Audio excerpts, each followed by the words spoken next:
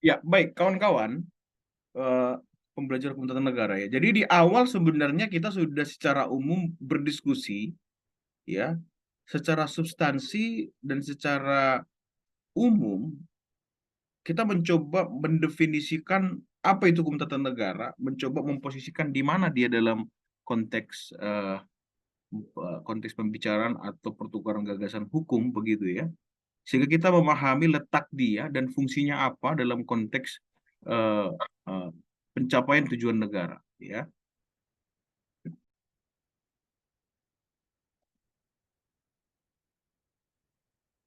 Ya, dari awal kita sudah sama-sama membahas ya, bahwa ketika bicara hukum tata negara kita nggak bisa terlepas dari pembicaraan diskusi apa itu negara ya, apa itu negara. Nah, kalau Anda lihat pandangan beberapa ahli, kalau kemarin kan kita murni mencoba mendiskusikan, mendefinisikan negara sesuai dengan apa yang kita pahami selama ini, apa yang kita pikirkan. Nah, perlu kita lihat pikiran para pendapat sarjana ya, ajaran-ajaran mereka terkait pemosisian negara ya, mendefinisikan negara sehingga kita nanti kemudian bisa eh, mendudukkan di mana posisi hukum tata negara ya, seperti Roger itu bilang bahwa dia merupakan alat atau agensi, agensi tentu lembaga ya, yang kemudian diberikan wewenang untuk mengendalikan persoalan bersama atas nama masyarakat ya. Jadi tampaknya Roger betul-betul paham bahwa orang berkelompok mengikatkan diri satu sama lain itu karena ada kepentingan yang sedang digagas ingin dicapai. Makanya dalam konteks negara harus ada visinya. Dan visi itu biasanya dituangkan di dalam konstitusi. Dalam konteks kita Indonesia, kita tuangkan itu di dalam pembukaan eh, konstitusi kita alinea pertama. Begitu. Jadi ada persoalan-persoalan, kepentingan-kepentingan atas nama kepentingan bersama yang harus kita capai. Dalam bahasa kerennya tadi visi negara, ya kan? Nah, ada Weber ya, Weber salah satu sosiolog terkenal, dia mengatakan bahwa negara itu merupakan masyarakat yang mempunyai monopoli dalam penggunaan kekerasan fisik secara sah dalam suatu wilayah. Menariknya Weber ini melihat bahwa negara itu apa ya, dia punya power yang bisa represif. Makanya kalau teman-teman lihat yang saat ini di Pulau Rempang itu menjadi persoalan, negara hadir membawa pentungan kan, memberikan gas air mata. Karena menurut Weber, mereka diberikan kedaulatan, mereka bahwa negara diberikan kekuasaan untuk melakukan itu. Dengan apa? Karena ada tujuan bersama yang hendak dicapai. Nah, persoalannya adalah bagaimana angle cara pandang kita terhadap tujuan bersama itu menjadi isu penting dalam konteks bernegara. Sehingga kemudian kita tidak ada pertempuran fisik atau konflik horizontal maupun vertikal dengan pemerintah. Kalau kita sama tahu, sevisi melihat kenapa kemudian tempat itu harus dijadikan tempat investasi misalnya dalam konteks Pulau Rempang yang saat ini yang menjadi persoalan ya. Ini kita tahu banyak pemerintah menggunakan gas air mata, momentum dan segala macam itu. Lalu kita marah ya, kita bilang, oh negara apa itu? Negara eh, butuh tempat itu untuk investasi. Itu kata negara gitu ya.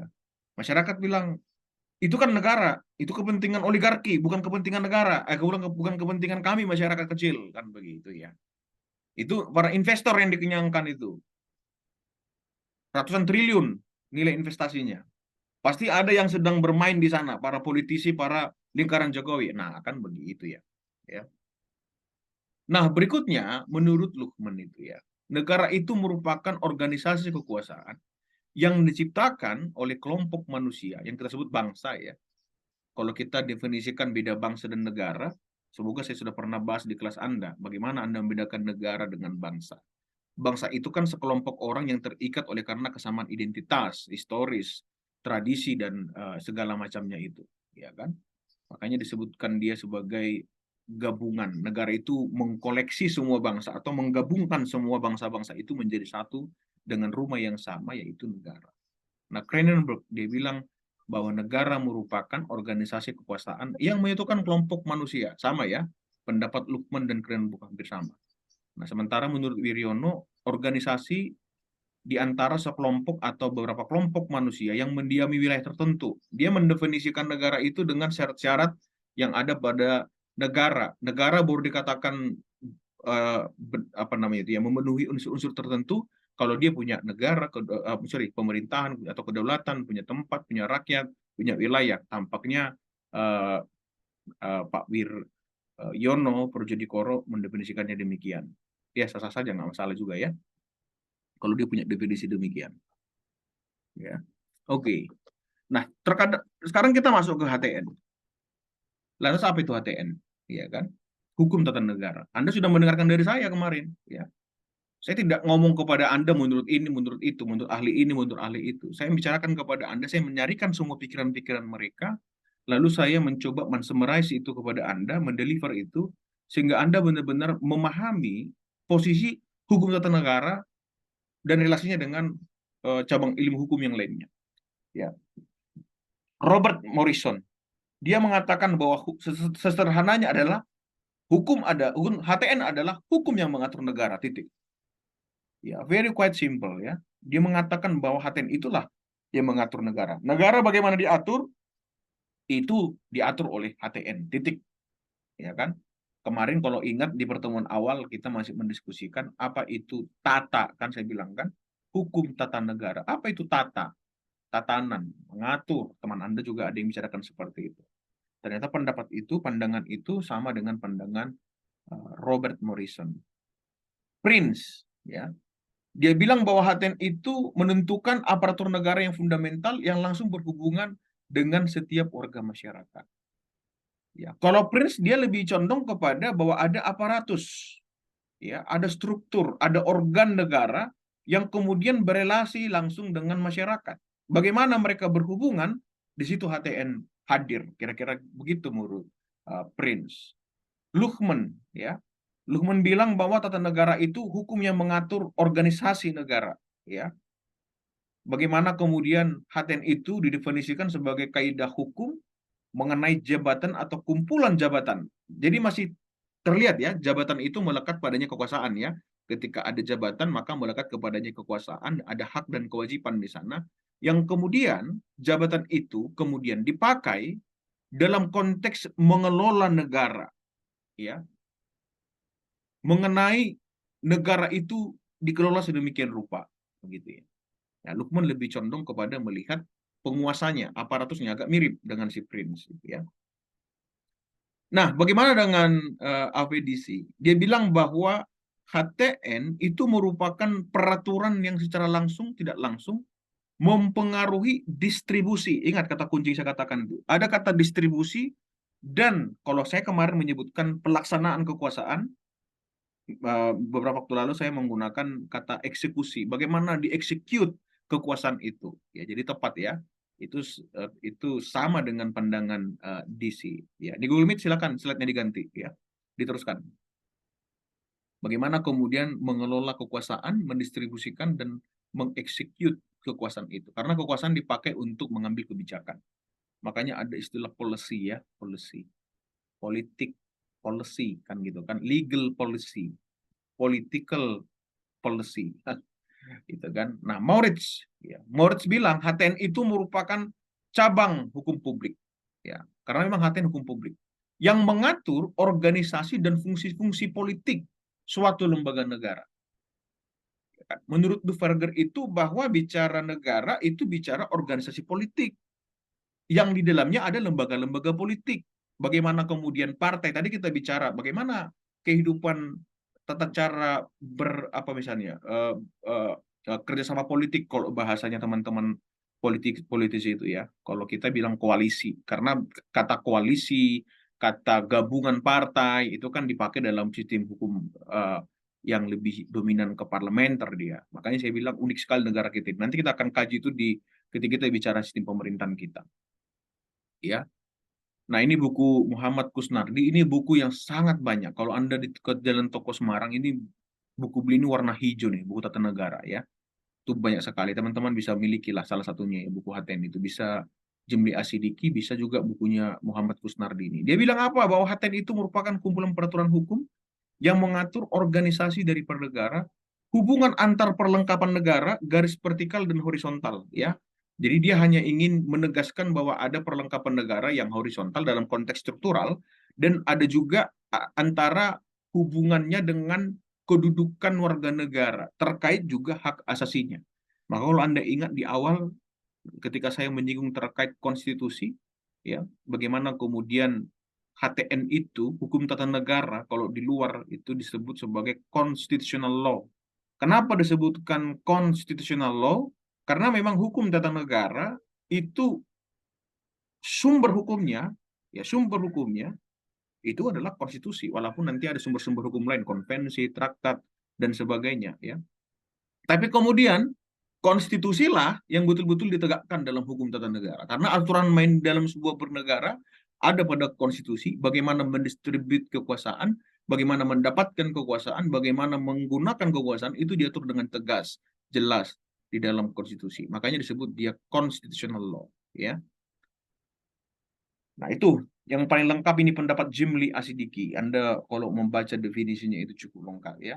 Bagaimana diartikan, ya, sebagai hukum yang mengatur praktik, ya, tentang nilai-nilai luhur dan cita-cita kolektif rakyat Indonesia. Nah, Jimli ini tampaknya dia mencoba menggabungkan hal-hal terpenting dalam sebuah konstitusi. Jelas dalam konstitusi juga memuat national values kita. Contohnya Pancasila. Pancasila merupakan nilai-nilai luhur kita, kawan-kawan. Dianggap sebagai cita-cita kolektif, bukan cita sekelompok agama, sekelompok suku, bukan. Itu menjadi mimpi, itu menjadi cita, ya kan, daripada semua rakyat kita. Makanya disebut juga sebagai reh ide, gitu kan. Bagaimana kemudian uh, dia dipandang sebagai cita hukum, dia kan, karena memang dia nilai, karena nilai dengan hukum itu nggak bisa di apa ya, dipisahkan, ya, bahwa nilai ketika dikonkretkan dalam bentuk norma dan dikonkretkan lagi normanya menjadi aturan, maka kemudian Pancasila sebagai dasar negara itu kemudian dapat kita terima alur berpikirnya. Yang berikutnya, selain dia mengatur national values, maka dia juga mengatur format kelembagaan organisasi negara. Format kelembagaan maksudnya lembaga-lembaga negara apa saja yang dibuat di sana. Ya kan? Organ negara mana saja yang diatur di dalamnya. Ya kan? Kita tahu banyak organ-organ negara disebutkan di dalam konstitusi kita. Tentu yang pertama lembaga kepresidenan, presiden dan wakil presiden, termasuk juga para menteri-menterinya, ya kan? Sebagai pembantu presiden dan wakil presiden. Terus kemudian kita mengenal namanya MPR, ya, bagaimana dia gabungan dari DPR dan DPD, ya kan? DPR itu political representativeness, sementara DPD itu regional representativeness. Itu di rumah, digabungkan rumahnya itu namanya MPR. Walaupun kemudian antara DPD dan DPR itu tempatnya kekuasaan tidak seimbang, ya. DPD itu sering merasa dikerdilkan posisinya dalam konteks ketatanegaraan karena dianggap hanya melakukan fungsi hal-hal yang berhubungan dengan regional. Sementara keperluan regional itu dibahas juga dengan DPR. Tapi banyak sekali yang di DPR tidak bisa dibahas oleh DPD. Nanti teman-teman bisa mengkajinya ketika kita pasca UTS sudah masuk ke lembaga-lembaga negara. Ya, itu berhubungan dengan apa? Mekanisme hubungan antar lembaga negara, betul tuh. Ya. Amandemen kelima salah satunya adalah penguatan fungsi DPD.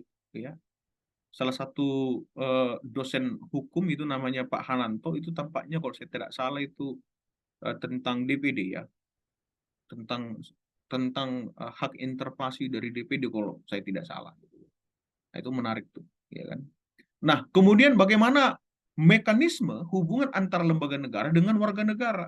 Lembaga negara itu di lembaga negara pemosisian sebagai bagaimana negara memperlakukan rakyatnya, warga negaranya, harus diatur di dalam HTN itu, ya. Jadi kalau disimpulkan, HTN itu merupakan cabang ilmu hukum, ya, yang mempelajari prinsip dan norma-norma yang tertuang secara tertulis, ya, baik pun dalam kenyataan praktik ketatanegaraan, karena nanti kita tahu banyak kebiasaan-kebiasaan ketatanegaraan yang dianggap menjadi hukum tata negara, ya, konvensi-konvensi yang biasa dilakukan begitu, ya, kebiasaan yang akhirnya dianggap sebagai bagian dari hukum, ya. Jadi konstitusi yang berisikan kesepakatan kolektif, ya, cita-cita hidup bersama, tadi sudah kita singgung di awal tentang visi dan cita-cita negara kita, lalu institusi kekuasaan negara dan fungsinya, lalu mekanisme hubungan antar institusi, ya, dan kemudian prinsip-prinsip hubungan antara institusi kekuasaan negara dengan warga negaranya. Jadi terpenting itu adalah bagaimana supaya tidak mengabuse power, itu tidak diabuse sedemikian rupa, tidak dieksploitasi, yang menjadi korbannya adalah rakyat. Jadi selalu memposisikannya bagaimana rakyat tercover, terayomi, karena awalnya memang negara pun ada untuk mengcover posisi dari rakyat, bagaimana kemudian keperluan dan kepentingan rakyat itu bisa dipenuhi, ya. Nah, lantas apa objek daripada HTN? Kalau kita dibaca tadi semua definisi dari HTN itu, maka sebenarnya termaktublah keempat hal ini. Bagaimana kemudian organisasi negaranya, bagaimana kemudian hubungan antar organisasi secara vertikal dalam konteks struktural bernegara, lantas kemudian bagaimana hubungan organisasi negara secara horizontal, ya, bagaimana organisasi itu berelasi satu sama lain, dan bagaimana kemudian kedudukan warga negara dan hak asasinya. Maka tidak bisa dipisah-pisah dia. Tidak mungkin ada negara yang berjalan tanpa memperhatikan hak asasi warga negaranya. Ya kan, karena konstitusi dibuat dulu itu bagaimana kemudian penguasa tidak semena-mena terhadap kepentingan rakyat, tapi bagaimana kemudian penguasa benar-benar mengayomi semua warga negaranya, ya. Nah, ini dia sumber-sumber hukum HTN. Nanti kalau Anda lihat di RPS itu ada bicara terkait sumber hukum HTN. Nanti barangkali Anda ditanyakan, Raiken dan jelaskan sumber hukum HTN. Yang pasti konstitusi, ya. Di konstitusilah dimuat semua bagaimana kemudian negara itu diorganize, bagaimana kekuasaan itu dieksekut, bagaimana kemudian negara itu mengayomi atau melindungi asasi manusianya. Maka saya katakan kepada Anda, ya, hukum tata negara, kalau di luar negeri itu disebut sebagai constitutional law, ya, karena memang sedang membicarakan konstitusi atau penegakan isi dari konstitusi itu sendiri. Konvensi, kebiasaan-kebiasaan yang kemudian dianggap itu menjadi sumber dari bagian tata negara kita. Contoh, setiap tanggal 16 Agustus, ya, pasti Pak Jokowi akan datang ke MPR dan melakukan pidato kenegaraan di sana. Kalau lihat di konstitusi itu nggak ada. Tapi kalau itu nggak dilakukan, something wrong, kan gitu kan, ada yang salah. Karena dia merupakan kebiasaan yang sudah dijadikan sebagai sumber hukum, kan begitu, ya. Traktat perjanjian, ya, baik multilateral maupun bilateral, ya. Perjanjian-perjanjian yang dianggap sudah disahkan, ditandatangani, maka kita terikat terhadap perjanjian tersebut, karena kita teringat di hukum perdata, teman-teman sudah baca hukum perdata, salah satu asasnya adalah fakta sans servanda. Bagaimana kemudian kesepakatan itu menjadi undang-undang bagi mereka yang terikat atau yang bersepakat terhadap isinya. Maka kemudian sumber hukum tata negara adalah traktat. Bagaimana perjanjian-perjanjian itu dijadikan pegangan di dalam proses menjalankan negara. Misalkan ada konvensi-konvensi internasional yang kemudian dijadikan pijakan untuk mengakui hak asasi manusia. Misalnya Declaration of Human Rights, ya, Undang-Undang 39 tahun 39 tahun 99, ya, dari Declaration of Human Rights tahun 1948, ya kan, 10 Desember itu. Atau misalnya ICCPR, ya, International Covenant Civic Political Rights, ya, tentang Undang-Undang Hak Sipil Politik 12 tahun 2005, ya, Undang-Undang 12 tahun 2000 tentang hak sipil dan politik. Masih banyak lagi. Itu dijadikan pegangan, itu dijadikan sumber untuk menegakkan hukum tata negara sendiri. Lalu jurisprudensi, misalnya putusan Mahkamah Konstitusi misalnya, ya. Mahkamah Konstitusi sudah menyatakan bahwa agama equal dengan kepercayaan, atau kepercayaan equal dengan agama mainstream. Sabto Darmo, Kejawen, apa meneh? Misalnya Sunda Wiwitan, Parmalim, apalagi. Semua agama itu menurut MK itu setara dengan agama. Bagaimana pengakuan kepercayaan di negara kita? Harusnya mengacu kepada jurisprudensi itu. Maka undang-undang yang diproduce juga harus memperhatikan putusan dari MK karena merupakan sumber hukum tata negara dalam konteks berbangsa dan bernegara. Yang terakhir itu doktrin pendapat para sarjana. Ya, kayak tadi kita mendengar pendapat Jimli Asidiki, ya kan, pakar-pakar hukum tata negara, Plato, Aristoteles, semuanya. Siapapun mereka yang menjadi pakar dalam negara, maka kemudian pendapat mereka itu dipakai. Makanya kalau baca putusan MK, itu semua pandangan para pakar, para filsuf itu dipakai untuk mengupas ketika satu norma itu diuji, ketika di judicial review, untuk kemudian dibatalkan atau kemudian dianggap tidak ada masalah terkait normanya. perlu ada pendapat dan doktrin dari para sarjana. Nah, sementara yang terakhir terkait asas-asas HTN, ya. Dalam konteks Indonesia, kebetulan kita memiliki Pancasila. Tapi saya sangat yakin, negara manapun, kalau kita bicara soal asas, asas ini kan general principle ya, prinsip-prinsip umum yang dipegang, yang dijadikan dasar untuk membenarkan atau menyalahkan sesuatu, itu asas. Dalam konteks hukum tata negara, ya, lokusnya kita, mungkin kita menyebutnya asas Pancasila, tapi di negara lain tentu bisa jadi namanya asas nilai-nilai luhur dalam konteks mereka, asas national values mereka, gitu kan. Supaya apa? Supaya dalam konteks pengelolaan ketatanegaraan itu tidak pernah berbenturan dengan nilai luhur yang dipegang, begitu. Makanya dalam konteks pengujian konstitusi, dalam pengujian misalnya ada peraturan terhadap undang-undang ketika diuji di MK, maka asas Pancasila itu tidak mungkin diabaikan. Ya. Dalam berbagai kebijakan, maka nilai-nilai Pancasila tidak bisa dianggap remeh begitu. Tapi setiap kebijakan-kebijakan itu harus dievaluasi. Apakah itu memenuhi prinsip-prinsip Pancasila, nilai-nilai Pancasila. Lalu kemudian ada asas negara hukum. Bagaimana kemudian ada kebijakan, ya, bukan sembarangan kebijakan, tapi kebijakan yang berdasar, yang ada pijakan hukumnya, ya. Jadi kebijakan yang baik tapi tidak ada pijakan hukumnya dalam konteks negara hukum itu bukan kebijakan yang benar, ya. Baik belum tentu benar, benar sudah pasti baik. Kira-kira begitu dalam konteks hukum itu. Ketika sudah ada pijakan hukumnya, kalau belum ada pijakan hukumnya, ya aturkan pijakan hukumnya supaya tidak, karena itu bagian dari mengawal, menjaga tidak terjadinya abuse of power, ya, tidak terjadinya abuse of power. Maka dalam asas hukum tata negara, asas negara hukum menjadi bagian yang penting yang tidak bisa dinafikan. Yang berikutnya, asas kedaulatan rakyat dan demokrasi, ya. Tadi teman Anda bertanya, kenapa kemudian menteri yang memilih PJ, PLT, pelaksana tugas gubernur, bukannya konsep negara demokrasi kita yang harus memilih gubernur? Nah, ini kasus khusus kebetulan. Dan itu disepakati dalam undang-undang, bahwa memang dalam konteks masa transisi itu bisa dipimpin oleh PLT, begitu kan? Yang ditunjuk oleh menteri. Dulu malah itu militer ya, dan itu jadi pro kontra juga. Banyak yang menolak ketika ada tentara aktif yang ditunjuk untuk menjadi gubernur di tempat tertentu itu, ya.